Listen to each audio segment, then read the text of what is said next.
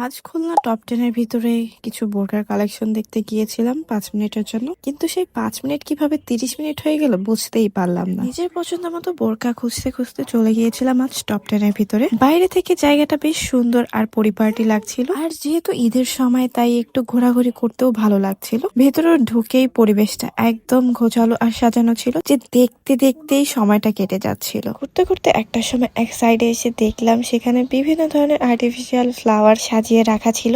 রঙিন ফুলগুলো দেখতে এতটাই সুন্দর লাগছিল যে দূর থেকেই চোখে পড়ে যাচ্ছিল। আর ঘর সাজানোর জন্য বিভিন্ন ধরনের আর্টিফিশিয়াল পাতার গাছ ছিল, যেগুলো অনেক সুন্দর লাগছিল। আর শুধু ফুলই না, পাশে আরো অনেক ধরনের ঘর সাজানোর জিনিস ছিল, যেমন tissue box, cup, mug, bridge, আরো অনেক কিছু ছিল যেগুলো বেশ আকর্ষণীয় আইটেম ছিল। প্রতিটা জিনিস বেশ সুন্দরভাবে সাজানো ছিল, তাই দেখতেও বেশ সুন্দর লাগছিল।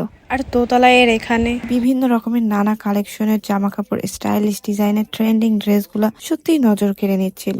এখানে ছেলেদের জন্য যেমন T shirt, shirt, jeans, pant, panjabi অনেক সুন্দর অপশন আছে, তেমনি মেয়েদের জন্য অনেক আকর্ষণীয় ড্রেস অ্যান্ড ফ্যাশনেবল আইটেম। আমি যেহেতু বোরকা খুঁজতে এসেছিলাম, তো আমি আমার পছন্দ মতো বোরকা খুঁজে পাইনি, তো আমি এর জন্য একটু ঘুরে ঘুরেই দেখছিলাম পুরো জায়গাটা। আর এখানে সবচেয়ে ভালো লেগেছে কালেকশন ভ্যারাইটি। প্রতিটা সেকশনেই আলাদা আলাদা ডিজাইনের স্টাইলিশ মডার্ন জিনিসপত্র ছিল।